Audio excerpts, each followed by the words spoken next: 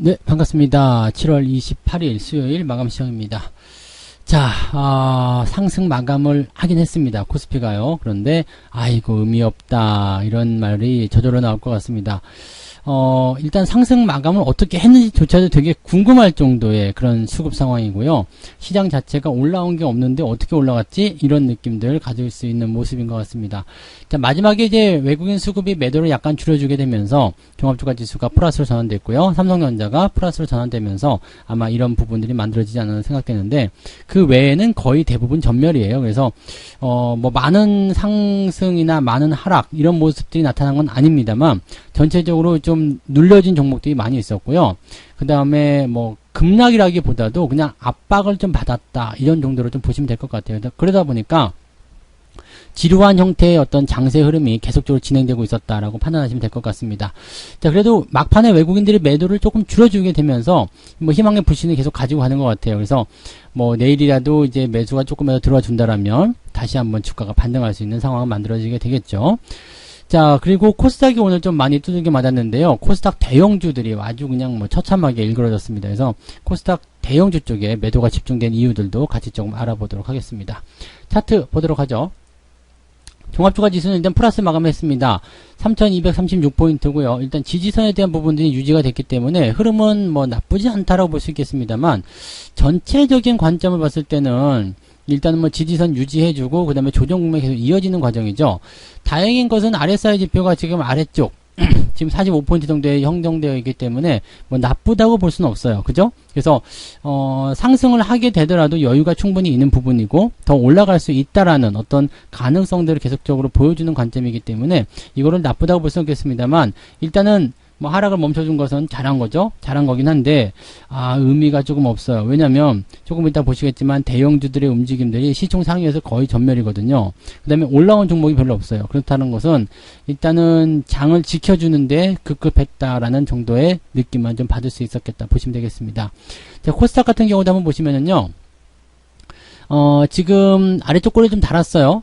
제 생각에서는 뭐 욕심이라고 할 수도 있겠습니다만 오늘 한 0.4나 아무리 못해도 0.6 정도까지는 올라가줘야 되지 않겠느냐. 마이너스요. 그 정도까지는 좀 회복을 해주길 바랬는데 그게 안 나오네요. 그래서 1040포인트 정도까지 바라고 있었는데 그 부분 안 되고 1035에서 마무리가 좀 됐고요. 여전히 이제 1000포인트 이상이기 때문에 나쁘진 않습니다. 그리고 RSI 지표도 50 수준으로 툭 떨어지는 시점이 있기 때문에 현재 지지선에서 여유가 좀 있고요. 그렇기 때문에 코스닥도 뭐 나쁜 상황은 아닙니다. 근데 굉장히 지루하죠.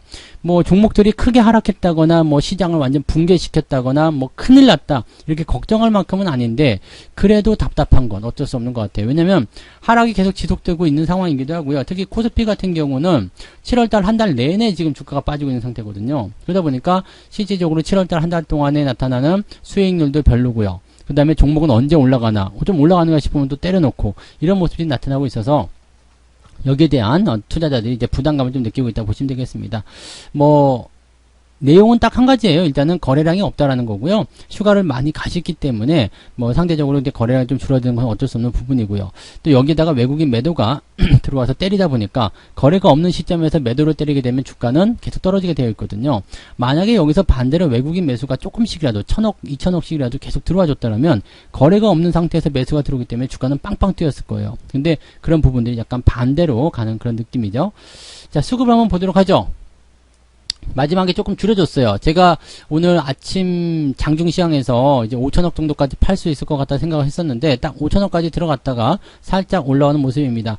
자, 뭐 속도가 많거나 물량이 많다거나 그렇지는 않습니다. 근데 은근하게 계속적으로 팔고 있다는 이야기고요. 코스닥 같은 경우는 마지막에 좀 많이 올려줬어요.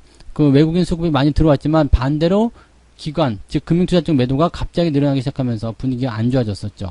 그래서 금융투자 쪽 매도 물량이 좀 같이 붙어줬다라면 코스닥도 더 많이 오르지 않았을까 생각되는데 금융투자 쪽은 일단 코스피에만 집중하는 모습이 나타났다. 그래서 코스피 시장 같은 경우는 일단 플러스로 넘어가는 모습이 또 나타났고 코스닥은 마이너스로 좀 떨어지는 흐름이 나타났다라고 보시면 되겠습니다.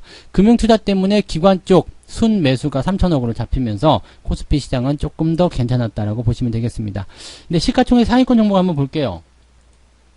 일단 거래소 쪽 시총 상위 종목을 보게 되시면은요, 그냥 전멸이에요. 자, 삼성전자가 조금 올라가면서 마무리 좀 됐는데 아마도 이거는 지금 상황을 딱 보아하니까 금융투자 쪽에서 매수해 준 것이 아닌가 이 생각이 좀 듭니다. 물론 외국인들 같은 경우는 당연히 매도를 했겠죠. 그래서 그런 모습들을 우리가 한번 생각해 봐야 될 필요성이 있을 것 같고요. 금융투자애들이 계속 매수를 해주면서 일단 주가가 올라가길 바라거나 또는 최소한 주가가 더 이상 내리는 것을 좀 방지하고자 하는 움직임도 계속 보이고 있다는 얘기예요. 왜냐하면 지들도 지금 손해를 보고 있거든요. 지들도 지금 손해를 보고 있기 때문에 더 내려가면 안 된다라는 느낌을 좀 가지고 있을 거라 생각하시면 되겠습니다. 반면에 하이닉스라든지 네이버 이런 것들은 위에서 쭉쭉 떨어지는 모습이고요. 바이오로직스는 좀 지켜지는 모습이고 뭐 대체적으로 좀 올라온 종목 보면 오늘 삼성물산밖에 없어요. 그리고 대체적으로 그냥 마이너스거나 그냥 유지 그런 정도 수준이죠. 뒤쪽으로 가면 이제 금융주들이 조금 올라가면서 분위기를 좀 잡아준 모습 그런 정도밖에 없다라고 생각하시면 되겠습니다. 그래서 지금 시총 상위권 종목군들의 움직임들이 매우 좋지 않았다라는 거 참고하시면 되겠고요. 그래서 다행인 것은 금융주라든지 또 그리고 삼성전자의 주가 상승이 대체적으로 좀 시장을 좀 버티게 해줬다라고 보시면 되겠습니다. 반면에 코스닥 같은 경우는 아주 무섭습니다. 지금 HLB가 조금 올라오긴 했는데 그것 외에는 지금 뭐 난리가 아니에요. 지금 셀트론 헬스케어, 카카오 게임즈, 에코프로비엠 뭐 지금 다 내렸죠. 다 내렸어요. 그래서 HLB 하나만 지금 주가가 상승하는 모습인데 HLB 같은 경우도 주가의 흐름 자체가 뭐 그렇게 대단히 좋은 위치에서 반등한 게 아닙니다. 그래서 이런 부분도 실질적으로 뭐 수익으로 이어진다거나 그런 모습이 아니기 때문에 이건 의미 없는 상승을 보셔야 되겠죠. 대체적으로 다 하락하는 모습이 진행되고 있고요. 자, 두 번째 패턴 보시더라도 뭐 TCK라든지 뭐 네이처셀 뭐 다 빠져요. 지금 오스템 임플란트 다 빠집니다. 그나마 안 빠지는 거 뭐 고형 같은 거 0.2% 이 정도 또는 ST팜 1.6% 올라온 거 이 정도인데 이거 가지고 역부족이죠. 그러니까 주가가 밀릴 수밖에 없어요. 시총 상위에 있는 종목군들이 주가가 떨어지게 되면 투자 심리의 악화를 통해서 다른 종목들까지 같이 눌러버리기 때문에 부담감이 커질 수밖에 없다는 이야기죠. 자, 그러면 코스닥 쪽의 종목들 왜 이렇게 많이 빠졌나 보시면은요. 대체적으로 바이오 쪽이 있고요. 그 다음에 카카오 게임 이제 많이 올랐다 이거예요. 에코프로비엠 많이 올랐다 이거예요. 즉 많이 올라간 종목에 대한 매도가 떨어지는 부분이고요. 시젠 같은 경우는 어차피 많이 올라간 상태에서 지금 하락세로 진행됐었던 부분이기 때문에 떨어지는 패턴이라 보시면 되겠고 CJ ENM 같은 경우도 많이 올랐다 이거죠. 지금 보시면 코스닥 쪽에 그동안 매수가 많이 유입이 되면서 많이 올라가서 단기적으로 상승을 주도했었던 종목군들의 차익 실현이 계속 떨어지고 있습니다. 그게 대체적으로 시총 상위권 종목들에 많이 포진이 되어 있었다라고 보시면 되겠죠. 자, 그러면 이렇게 시장을 때려가지고 얻는 것이 무엇이냐? 뭐 일각에서는 뭐 공매도와 같이 결탁했다 뭐 이런 얘기도 나오는데 그거는 아직 확실한 부분이 아니기 때문에 뭐라고 말씀드릴 수 없습니다. 이건 심증은 가지만 물증은 없는 부분이라서 이렇게 보시면 되겠고요.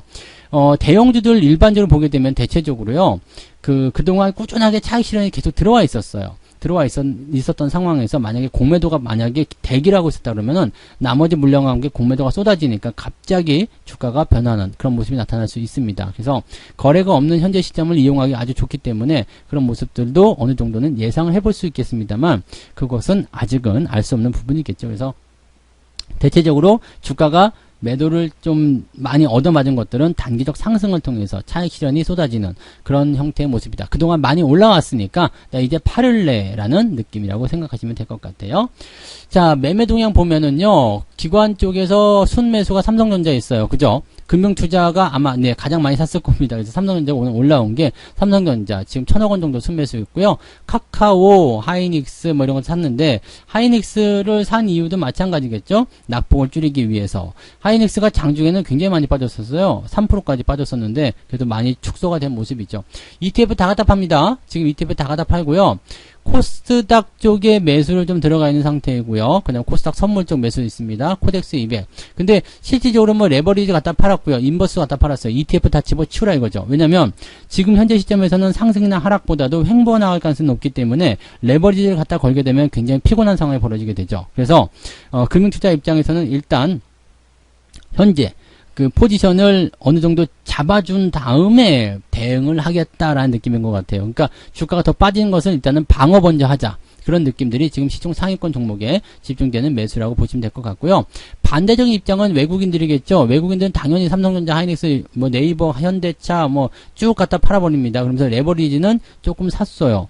그러니까 코스피 쪽에 보면 쭉 금융투자 니들이 사고 있냐? 니들이 그런 식으로 가고 있어? 그러면서 레버리지를 슬그머니 갖다 끼워 넣는 듯한 그런 느낌. 그리고 이런 상황을 이용해 가지고 자기들은 갖다가 파는 거죠.